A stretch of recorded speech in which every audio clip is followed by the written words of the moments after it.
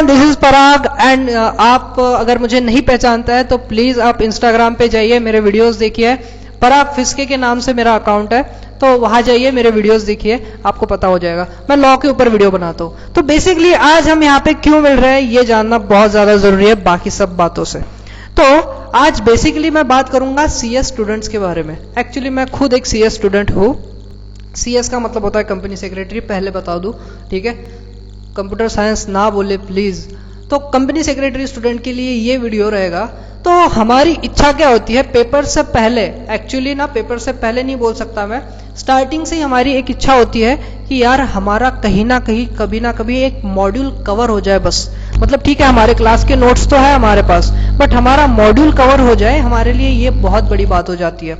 मतलब हमारा कुछ छूटा नहीं है, हमको ऐसा लगता है। तो इसीलिए मैं आज यहाँ पे आया हूँ। मैं चाहता था आप लोगों का मॉड्यूल कवर हो जाए, उसके साथ साथ मेरा भी मॉड्यूल कवर हो जाए।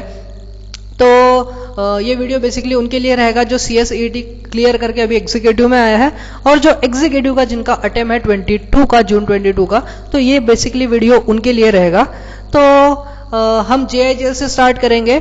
JIGL का मॉड्यूल कवर करेंगे, धीरे धीरे और भी सब्जेक्ट देखेंगे, बट पहले JIGL को कवर करेंगे।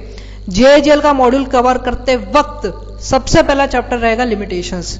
तो लिमिटेशन से चालू करेंगे, फिर CRPC, CPC और उससे सीक्वेंस से चलेंगे, बट धीरे धीरे चलेंगे। और जून 22 के लिए आपके लिए भी ये वीडियो तो बहुत ही बेहतरीन रहेगा क्योंकि इसमें आपका मॉड्यूल कवर हो रहा है। तो चलिए करते हैं वीडियो को स्टार्ट, ठीक है। तो हम जाते हैं हमारे मॉड्यूल की तरफ सबसे पहले।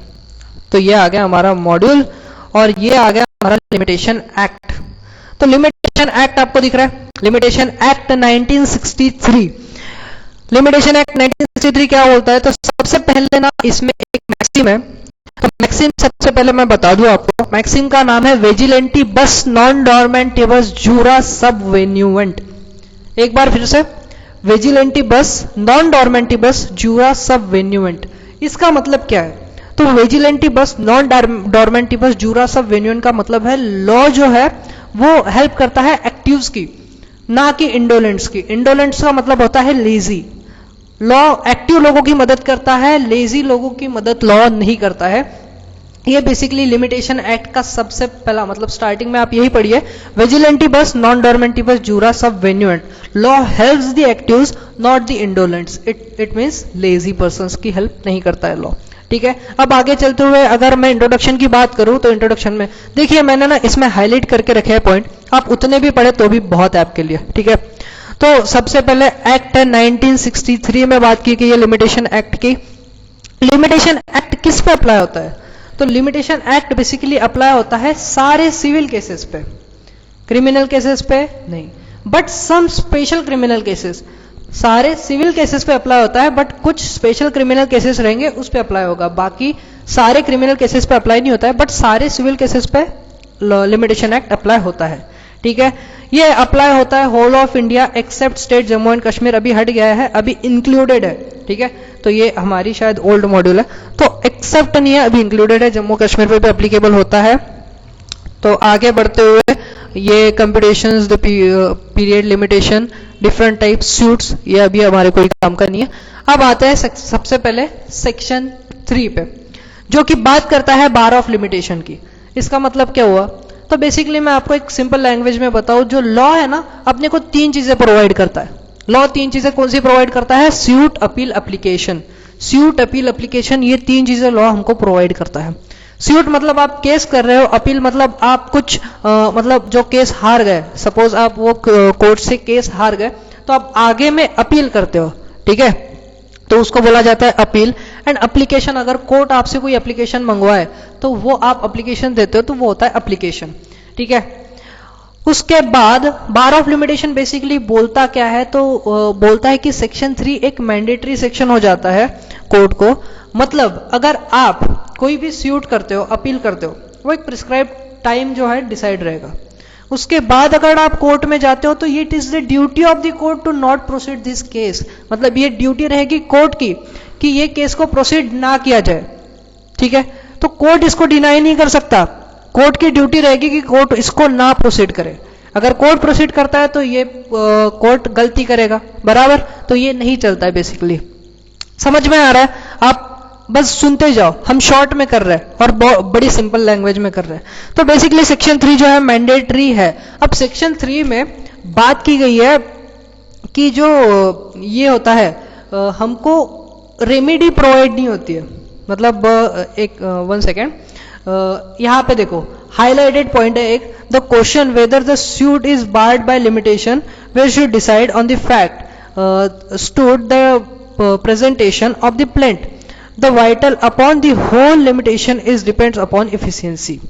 तो यहाँ पे बेसिकली अगर हम लोग बात करते हैं तो आपकी जो लिमिटेशन जो है ना वो आपकी रेमेडी नहीं रोक रहा है। मतलब आप रेमेडी ले सकते हो क्या? तो ऑब्वियसली रेमेडी ले सकते हो। Limitation does not bars remedy, limitation आपकी रेमेडी नहीं रोकता है, ठीक है। उसके बाद अगर आप आगे जाते हो, आगे में क्या बोला है, एक्सटेंशन ऑफ लिमिटेशन। हमको ये चैप्टर में कुछ नहीं करना है, बस सेक्शंस की तरफ ध्यान देना है, सेक्शंस पढ़ते हुए जाना है, ठीक है। एक second, I am so sorry, limitation birds remedy does not extinguish your right, ऐसा वो सेंटेंस है। मतलब लिमिटेशन आपकी रेमेडी रोकता है, आपके राइट्स को नहीं रोकता, ऐसा बोला गया। आई एम सो सॉरी, ठीक है। आगे में चलते हैं। सेक्शन 5 क्या बोलता है? सेक्शन 5 बोलता है allows the extension of the prescribe period of limitation sufficient cause. आपको एक्सटेंशन मिल सकता है कि लिमिटेशन में, मतलब एक कोर्ट का समय रहेगा, आप अगर कोर्ट चालू रहता है तो जाइए, नहीं रहता है तो आपको नहीं मतलब जाने दिया जाएगा, बराबर। मतलब आप उसके बाद अपील नहीं कर सकते, उसके बाद सूट नहीं कर सकते, टाइम के बाद अगर जाते हो तो। बट आपको कुछ केसेस में एक्सटेंशन मिलेगा, हाँ एक्सटेंशन मिलेगा, पर वो जो टाइम है ना, मतलब कुछ जो कारण रहेगा वो सफिशिएंट कॉज रहना चाहिए कोर्ट की नजरों के सामने। मतलब कोर्ट उसको देखेगा, अगर कोर्ट को लगता है कि ये सफिशिएंट कॉज है तो आपको एक्सटेंशन मिलेगा। बेसिकली इसके अंदर एक लाइन है, it is the discretion of the court, मतलब ये कोर्ट की मर्जी है। डिस्क्रिशन का मतलब होता है मर्जी, तो ये कोर्ट की मर्जी है कि उसको आपको एक्सटेंशन देना है या आपको एक्सटेंशन नहीं देना है, तो ये कोर्ट डिसाइड करता है, ठीक है। आगे बढ़ते हैं। उसके बाद कौन कौन से सफिशिएंट कॉज है, नीचे चलो। अब बात करते हैं कि कौन कौन से सफिशिएंट कॉज है और कौन कौन से सफिशिएंट कॉज नहीं है, ठीक है। कौन कौन से सफिशिएंट कॉज है, कौन कौन से सफिशिएंट कॉज नहीं है, वो देखते हैं। तो बेसिकली सबसे पहला, अगर wrong practice of high court की कोई रॉन्ग प्रैक्टिस है, मतलब कोर्ट की गलती से अगर कुछ हुआ है तो ये एक सफिशिएंट कॉज माना जाएगा, इसमें आपको एक्सटेंशन दिया जाएगा। एक्सटेंशन की बात कौन करता है बेसिकली? तो सेक्शन 5 बात करता है, ध्यान रखिए। उसके बाद आता है मिस्टेक ऑफ काउंसिल की कोई मिस्टेक थी तो उसमें आपको सफिशिएंट कॉज मान लिया जाएगा। पढ़ते जाओ बस।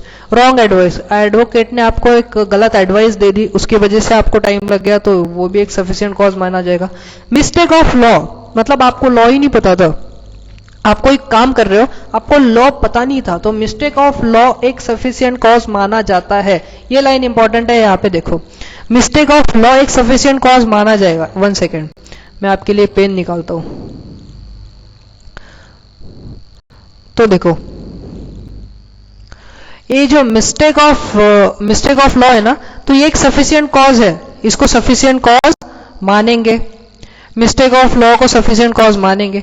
बट आपका अगर इग्नोरेंस ऑफ लॉ है, आपको लॉ पता था, अगर तभी भी आप कुछ कर रहे हो तो वो कोई एक्सक्यूज नहीं मानी जाएगी, इसलिए आप लायबल रहोगे, तो उसके लिए आप लायबल रहोगे। और नेग्लिजेंस अगर आपने जानबूझ के किया तो भी आप लायबल रहोगे। बट ये ध्यान रखिए, ये स्टार पॉइंट है, इंपॉर्टेंट है, ये ध्यान रखना है आपको। मिस्टेक ऑफ को माना जाएगा sufficient cause, but ignorance of law को सफिशिएंट कॉज नहीं माना जाता है और नेग्लिजेंस को सफिशिएंट कॉज नहीं माना जाता है। उसके बाद आपको इम्प्रिजनमेंट हुई है, आप सीरियस इलनेस की वजह से आपको कोई इम्प्रिजनमेंट हुई है, उसमें भी आपको सफिशिएंट कॉज माना जाता है और आपको एक्सटेंशन दिया जाता है। उसके बाद है आपकी कॉपी नहीं आई, कोर्ट से आपकी कॉपी नहीं आई तो उसके लिए भी सफिशिएंट कॉज माना जाता है। आपकी फाइल अवेलेबल नहीं है, उसके लिए भी सफिशिएंट कॉज माना जाता है। या आपके फादर की तबीयत इतनी ज्यादा खराब थी कि आप आ ही नहीं पाए, अलाइनमेंट ऑफ फादर, तो आ ही नहीं पाए, तो वो भी एक सफिशिएंट कॉज है, उसमें भी आपको एक्सटेंशन मिलेगा, ये भी ध्यान रखिए। तो चलिए आगे आगे आगे आप हमसे ना एक सेक्शन छूट गया था, सेक्शन 3 के बाद सेक्शन 4 करना भूल गए थे, एक्चुअली वहां पे दिखा नहीं था। तो सेक्शन 4 में बेसिकली क्या बोला है कि अगर आपका अगर एंड मतलब दिन खत्म हो रहा है, जिस दिन मतलब last day of limitation period है आज, और आज आपकी डेट खत्म हो रही है और आज कोर्ट बंद है किसी रीजन से, तो इसमें बोला गया है कि जिस दिन कोर्ट खुलेगा उस दिन आपका लिमिटेशन पीरियड खत्म होगा। मतलब इस दिन आज बंद है तो आज नहीं, जिस दिन खुलेगा, जिस दिन रीओपन होगा उस दिन आपका लिमिटेशन पीरियड खत्म होगा, ना कि जिस दिन कोर्ट बंद था उस दिन खत्म होगा। समझ में आ गई चीज? आगे बढ़ते हैं। अब आगे है सेक्शन 6। तो बेसिकली सेक्शन 6, सेक्शन 7, सेक्शन 8 हम ये सेक्शंस को साथ में पढ़ते हैं। सेक्शन 6 काय की बात करता है? तो सेक्शन 6 बात करता है person under legal disability. Disability पता है आपको? डिसेबिलिटी पता है? तो डिसेबिलिटी मतलब किसी का हाथ टूट गया, किसी का मतलब ये, तो यहाँ पे डिसेबिलिटी का मतलब ये नहीं है, लीगल डिसेबिलिटी की बात कर रहे हैं। तो लीगल डिसेबिलिटी में कौन कौन सी चीजें आ जाती है? तो लीगल डिसेबिलिटी में सपोज वो पर्सन माइनर है, वो कोई इंसेन है, इडियट है, तो ये आ जाता है लीगल डिसेबिलिटी में। तो ये सब की केसेस में उसको एक्सटेंशन नहीं दिया जाएगा बेसिकली, नहीं सॉरी, एक्सटेंशन दिया जाता है। अगर माइनर है, इडियट है, इंसेन है, तो उसको एक्सटेंशन दिया जाता है लिमिटेशन के पीरियड में, अगर पर्सन अंडर लीगल डिसेबिलिटी है तो। ठीक है, उसके बाद एक पॉइंट है यहाँ पे, अगर कोई जो माइनर है, अगर वो मदर के वोम में है, अगर कोई माइनर है मदर के वोम में, मदर के वोम में है तो वो माइनर है बराबर, तो उसके लिए उसको सफिशिएंट कॉज मान के उसको एक्सटेंशन दे दिया जाएगा। बट अगर कोई चाइल्ड एग्जिस्टेंस में ही नहीं है, समझ रहे हो, अगर कोई चाइल्ड एग्जिस्टेंस में ही नहीं है तो उसको सफिशिएंट कॉज नहीं माना जाएगा। जो एग्जिस्टेंस में है उसको सफिशिएंट कॉज माना जाएगा बेसिकली, है ना। देखो इसमें होगा शायद,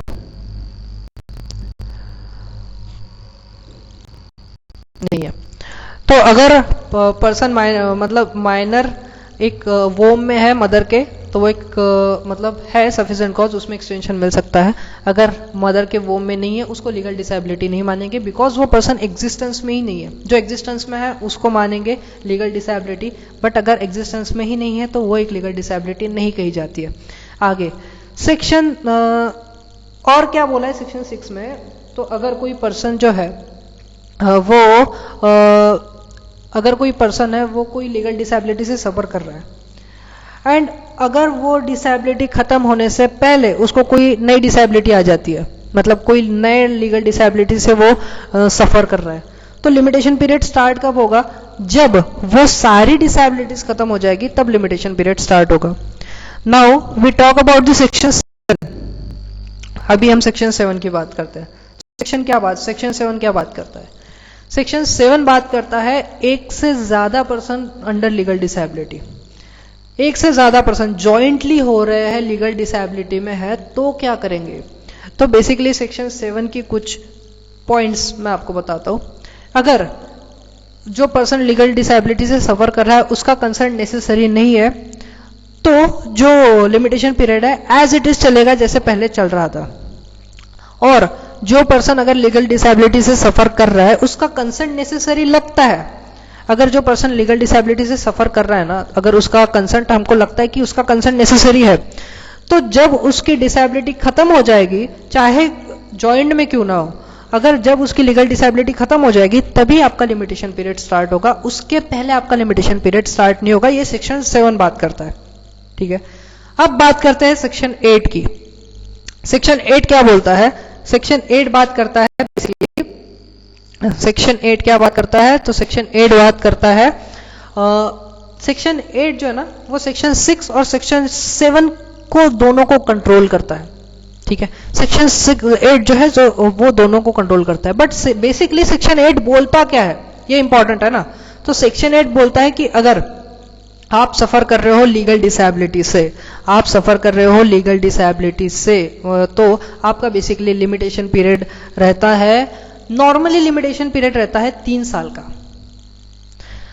नॉर्मली लिमिटेशन पीरियड कितना रहता है? 3 साल का। बट अगर आपका ओरिजिनल पीरियड 3 साल से ज्यादा है, क्या बोल रहा हूं मैं? सेक्शन 8 को ध्यान से पढ़िए। देखो, नॉर्मली आपका लिमिटेशन पीरियड कितने साल का रहता है? 3 साल का। लिमिटेशन पीरियड 3 साल का रहता है। बट अगर आपका ओरिजिनल पीरियड आपके लिमिटेशन पीरियड से ज्यादा है तो आपके ओरिजिनल पीरियड को कंसिडर किया जा सकता है। समझ में आई बात? अगर आपका ओरिजिनल पीरियड आपके लिमिटेशन पीरियड से ज्यादा है, मतलब 3 साल से ज्यादा है, 4 साल है, तो उसको कंसिडर किया जाएगा। क्लियर है? सेक्शन 8 को आप ध्यान से पढ़िएगा, इंपॉर्टेंट है। उसके बाद हम सेक्शन 9 की तरफ जाते हैं। सेक्शन 9 क्या बोलता है? सेक्शन 9 बेसिकली बोलता है continuous running of the period of limitation, मतलब टाइम कंटिन्यूअस रनिंग। एक बार आपका लिमिटेशन पीरियड चालू हो गया, सेक्शन 9 की बात कर रहे हैं, एक बार आपका लिमिटेशन पीरियड चलना चालू हो गया तो ना कोई डिसेबिलिटी ना कोई इनएबिलिटी उसको मतलब रोक सकती है, मतलब उसको स्टॉप नहीं कर सकती। एक बार लिमिटेशन पीरियड, बहुत सिंपल लैंग्वेज में आपको समझ जाएगा। देखो, एक बार आपका लिमिटेशन पीरियड चालू हो गया चलना तो ना उसको कोई सब्सिक्वेंट डिसेबिलिटी ना इनएबिलिटी रोक सकती है, ना उसको किसी का बाप नहीं रोक सकता। सिंपल लैंग्वेज में मैं आपको बताऊं तो एक बार अगर लिमिटेशन पीरियड चलना चालू हो गया तो उसको किसी का बाप, आई एम सॉरी, तो उसको किसी का बाप नहीं रोक सकता। ठीक है, आगे इतना ही, जितना हाईलाइट किया उतना ही पढ़ो, बहुत है आपके लिए। उसके बाद देखो, मैंने इसको इंपॉर्टेंट मार्क करके रखा है, बट मैं चाहता हूं मैं इसके ऊपर एक अलग से वीडियो आपके लिए बना के लाऊं। ठीक है, तो इसके ऊपर हम अलग से वीडियो, मतलब मैं अलग से वीडियो बनाऊंगा। इंपॉर्टेंट सेक्शन लगता है ये मेरे को, पर्सनली मेरे को इंपॉर्टेंट सेक्शन लगता है, तो मैं सेक्शन 12 पे अलग से वीडियो बनाऊंगा। अभी चलते आगे, हमारा सेक्शन नंबर 18। सेक्शन नंबर 18 क्या बोलता है? सेक्शन नंबर 18 बात करता है एक्नॉलेजमेंट की। सेक्शन नंबर 18 किस चीज की बात करता है? तो एक्नॉलेजमेंट की बात करता है। बीच में हमारा एक सेक्शन छूट गया, सेक्शन, तो मैं उसकी बात आपके साथ लास्ट में करता हूं। तो अभी सेक्शन 18 की बात करते हैं, बेसिकली एक्नॉलेजमेंट की बात करता है। एक्नॉलेजमेंट मतलब ऐसा होता है कि कुछ लिखित रिटर्न में आप अगर बोल रहे हो कि मैं आपका पेमेंट मतलब 1 महीने बाद लौटा दूंगा या 10 दिन बाद लौटा दूंगा, तो वो होता है एक एक्नॉलेजमेंट, आप किसी को दे रहे हो। तो ये पॉइंट्स के साथ समझते हैं एक्नॉलेजमेंट। तो बेसिकली एक्नॉलेजमेंट से आपका लिमिटेशन पीरियड बढ़ सकता है क्या? तो हाँ, बढ़ सकता है। कैसे, कब बढ़ेगा, ये ध्यान में रखिए। अगर आप एक्नॉलेजमेंट देते हो तो आपका लिमिटेशन पीरियड कब बढ़ेगा? There must be admission of acknowledgement. आप एक्नॉलेजमेंट दोगे, आपका एक्नॉलेजमेंट जो रहना चाहिए आपकी प्रॉपर्टी, मतलब प्रॉपर्टी की राइट आप प्रोटेक्ट कर रहे हो उसके लिए होना चाहिए, इन रिस्पेक्ट ऑफ प्रॉपर्टी होना चाहिए। उसके बाद होना चाहिए इट मे बी एक्सपायर्ड, मतलब आप एक्नॉलेजमेंट कब दोगे? पहला जो लिमिटेशन पीरियड था उसके खत्म होने से पहले आप कोई तो भी एक्नॉलेजमेंट दोगे, तभी आपका नया लिमिटेशन पीरियड चालू होगा। ये भी पॉइंट इंपॉर्टेंट है। ठीक है, उसके बाद आता है it must be in return sign by a party. Acknowledgement कैसा चाहिए भैया? एक्नॉलेजमेंट चाहिए रिटर्न में। उसके बाद उसमें वो पार्टी की साइन रहनी चाहिए जो पार्टी एक्नॉलेजमेंट बना रही है, नहीं तो एक्नॉलेजमेंट तो कोई भी बना सकता है ना। बट एक्नॉलेजमेंट एक स्ट्रेंजर ने दिया तो चलेगा क्या? क्वेश्चन आ सकता है ऐसा कि एक्नॉलेजमेंट एक स्ट्रेंजर ने दिया है तो वो चलेगा क्या? आ सकता है।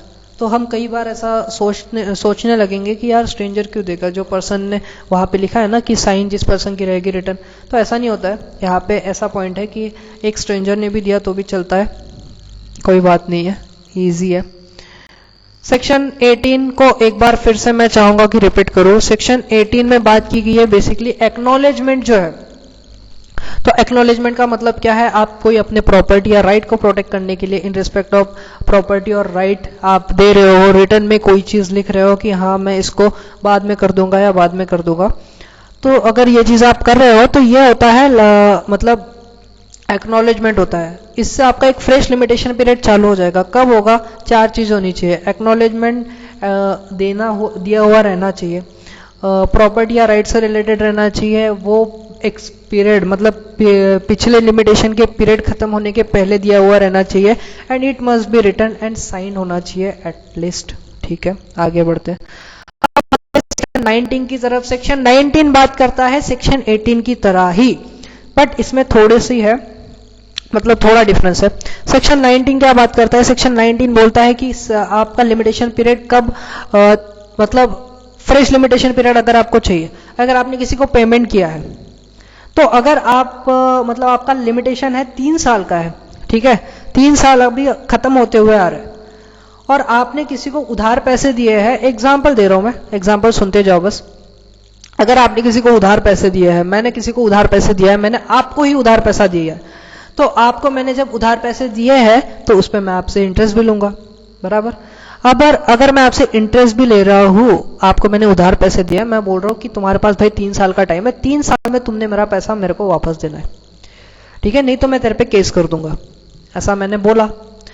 आपने क्या किया, आपने मेरे को इंटरेस्ट के कुछ पैसे लौटा दिए, और आप बोल रहे हो कि नहीं अब एक नया अपना लिमिटेशन पीरियड चालू करो प्लीज, तो मैं बोलूंगा कि ऐसा ठीक है चलेगा, क्योंकि लॉ में ऐसी चीज बोली गई है, सेक्शन 19 बोलता है कि आपने किसी को पेमेंट किया है, उसमें आप इंटरेस्ट भी ले रहे हो, अगर आप उसका पार्ट पेमेंट भी करते हो, मतलब या पेमेंट का पार्ट पेमेंट करते हो या इंटरेस्ट अमाउंट भी देते हो, तो भी आपका वहां से एक फ्रेश लिमिटेशन पीरियड चालू हो जाएगा, ठीक है।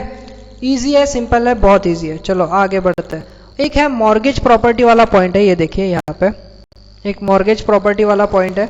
अगर आपने किसी के पास लैंड मॉर्गेज की है तो उससे जो आपको रेंट आ रहा है उसको भी बोलेंगे, उसको भी पार्ट पेमेंट कंसीडर किया जाएगा, ठीक है। चलो आगे बढ़ते हैं। इसके बाद में भी हमारा चैप्टर जो है यहाँ पे खत्म होता है। कॉन्स्टिट्यूशन की रेट्स जो है वो हम कॉन्स्टिट्यूशन के चैप्टर में करेंगे, यही पे होता है हमारा चैप्टर समाप्त। ये देखिए गो थ्रू कर लो, तो एक बार यहाँ से गो थ्रू कर लेना ये, क्योंकि यहाँ लिमिटेशंस है, लिमिटेशंस के बारे में बताया, तो ये एक बार गो थ्रू कर लेना आप लोग। कितने साल हो गए, एक बार गो थ्रू कर लेना बस। हमने मॉड्यूल से लिमिटेशन एक्ट पूरा का पूरा कवर किया है। इसके बाद और चैप्टर्स लेके आऊंगा, सीआरपीसी लेके आऊंगा, सीपीसी लेके आऊंगा और कॉन्स्टिट्यूशन लेके आऊंगा। जेआईजीएल में जितने इंपॉर्टेंट चैप्टर है मैं तो बोलता हूँ सारे लेके आऊंगा, धीरे धीरे वेट करो बस। बट आपकी जेआईजीएल की मॉड्यूल मैं कवर करूंगा। देखो शॉर्ट एंड स्वीट में हमारा चैप्टर कवर हो गया, मे बी 30-35 मिनट्स हुए होंगे या उससे भी कम लगे होंगे, तो मुझे अभी पता नहीं है, ठीक है। बट कैसा लगा आपको वीडियो बताइए, and thank you so much for watching this video. Instagram channel पे मुझे सपोर्ट करो यार प्लीज सपोर्ट करो, या सब्सक्राइब करो चैनल को, एंड आपको मैं और नए नए कंटेंट देता रहूं। Thank you so much for watching this video, thank you so much.